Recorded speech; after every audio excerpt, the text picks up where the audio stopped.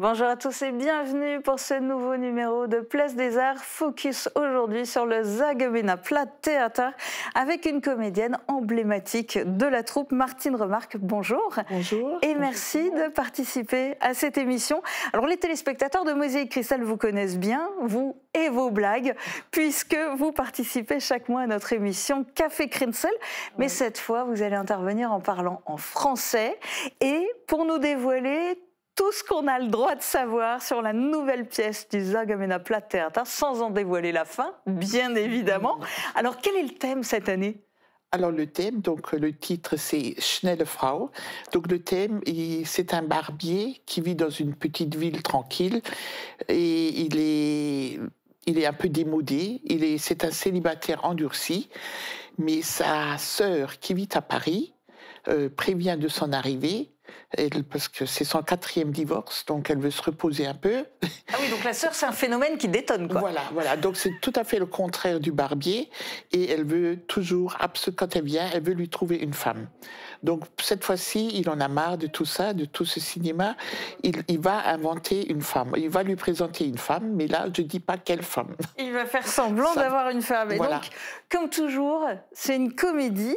Alors, question, est-ce que les blagues, les jeux de mots, les situations cocasses sont plus drôles en plate ?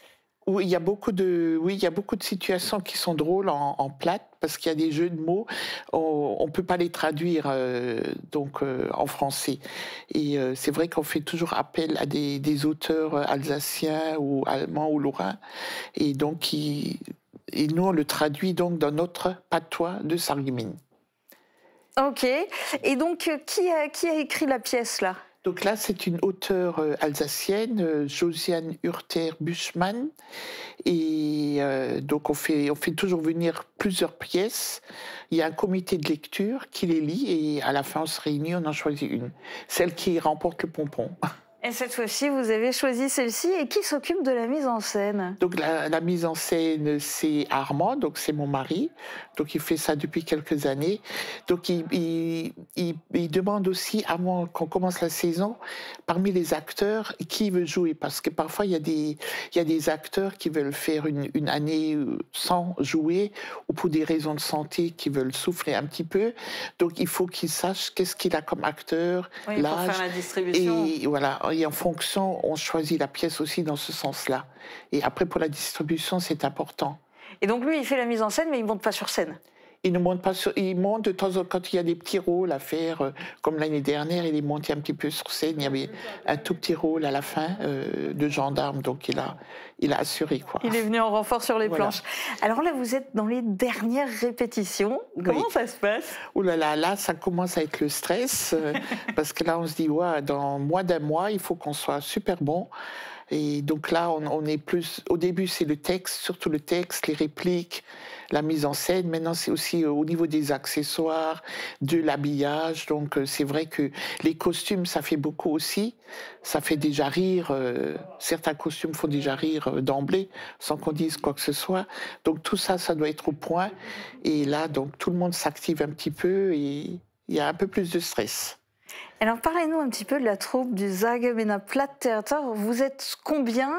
Et est-ce que tous montent sur scène depuis longtemps ? Donc on est une vingtaine de personnes, mais tout le monde, il n'y a pas que des acteurs. Il y a des gens qui s'occupent un petit peu des décors, qui s'occupent de nous ramener des accessoires. Ensuite, il y a une souffle, on a quelqu'un qui souffle. Et donc il y a beaucoup de gens qui gravitent autour, mais on est une dizaine d'acteurs. Et voilà. Qui montent sur scène depuis longtemps ? Qui montent sur scène depuis longtemps. Et on a régulièrement des petits nouveaux. Donc l'année dernière, on a eu aussi une nouvelle. Et cette année, on a un homme aussi, un plus jeune, quoi. Parce que c'est vrai que les acteurs, la population est un peu vieillissante.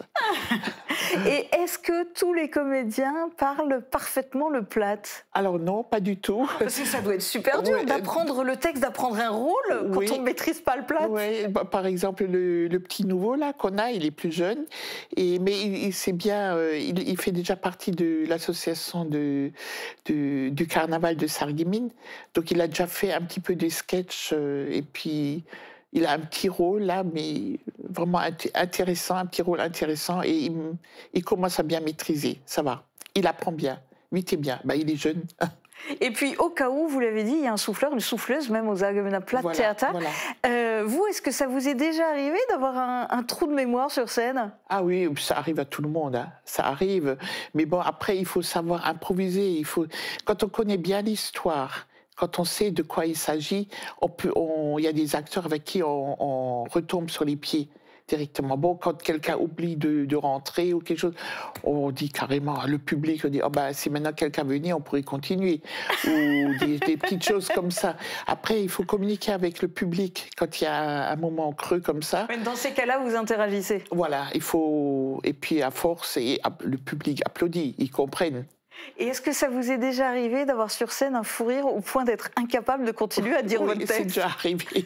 Là aussi, tout le monde applaudit et rigole avec nous. Ce qui est bien avec le théâtre, c'est du direct.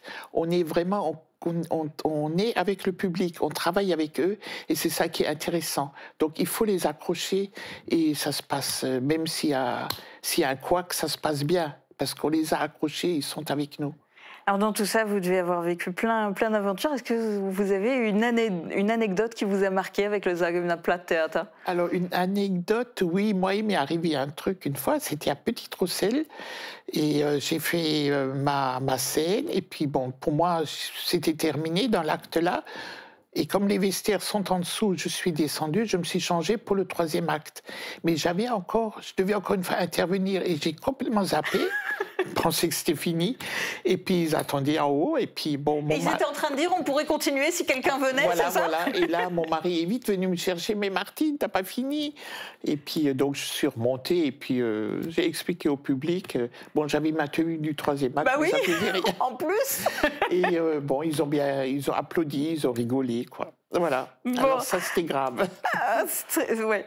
On va parler de vos prochaines dates. Dans un instant, on fait d'abord un tour d'horizon des événements culturels qui se profilent dans les prochains jours.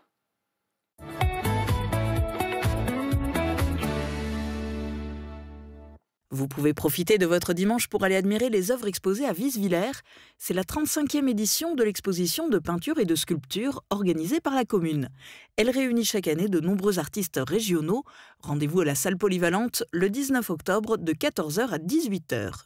La Villa romaine de Roulin fera l'objet d'une conférence de Jean-Paul Petit, archéologue et conservateur en chef honoraire du patrimoine. Cette villa est l'une des premières de ce type à avoir été fouillée sur le territoire français en 1890-1891. La conférence est organisée par les Amis des Arts et des Traditions, vendredi à 20h à l'espace culturel et sportif de Roulin.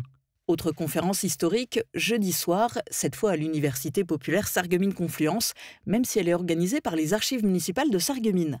Elle est intitulée « L'incorporation de force en Alsace-Moselle » et évoquera les Malgrénois et les Malgréelles. Daniel Fischer, historien et maître de conférences en histoire moderne à l'Inspé de Lorraine, présentera aussi son livre « Sous un uniforme qui n'était pas le leur ».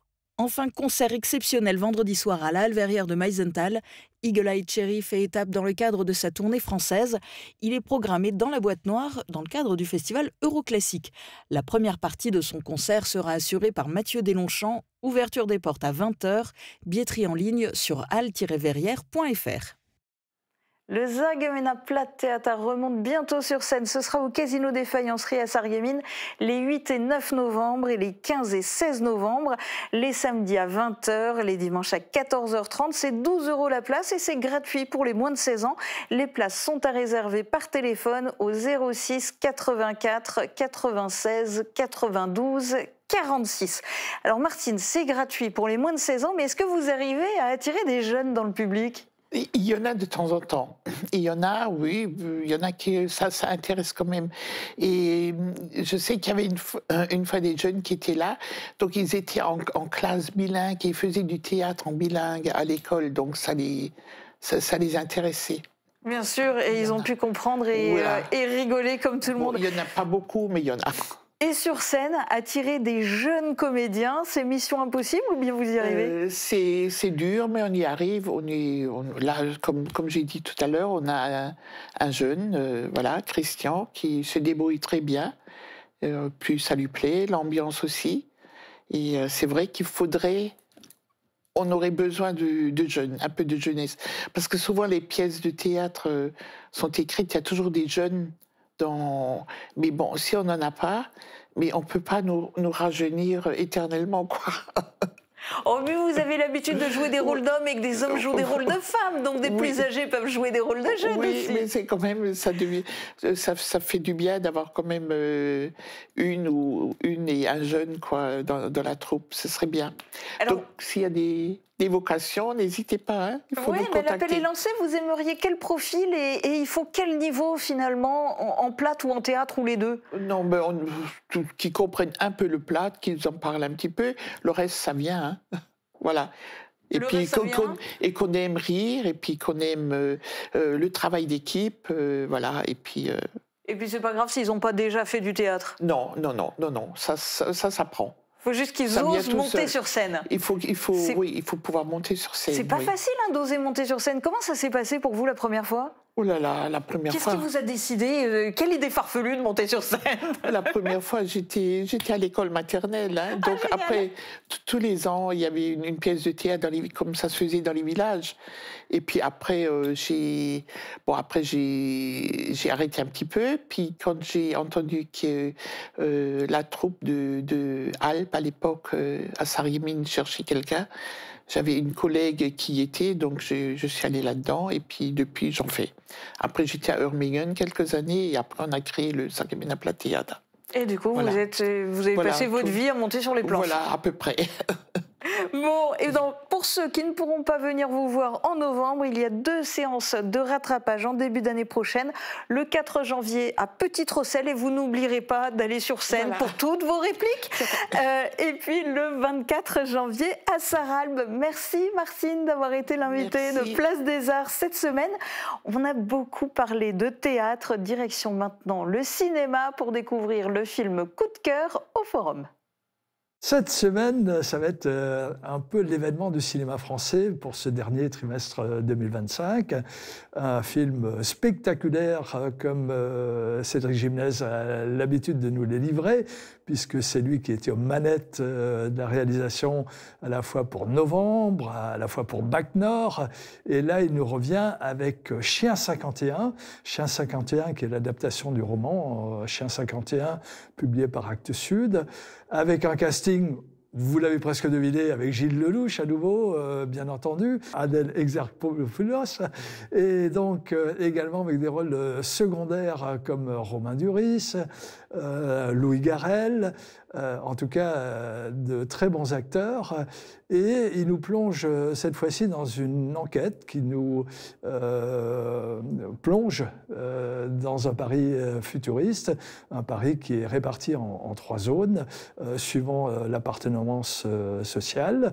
Et en fait, l'enquête démarre sur l'assassinat du concepteur d'une intelligence artificielle qui est censée résoudre pas mal de crimes et qui a permis effectivement d'élucider, de faire monter le taux d'élucidation de façon très très importante. Alors, le film est très spectaculaire, de très très belles images de courses automobiles. On est vraiment plongé dans l'ambiance comme Cédric Gimnez sait le faire. Donc vous l'avez compris, c'est le film très très important de ce dernier trimestre, film français à découvrir dans nos salles.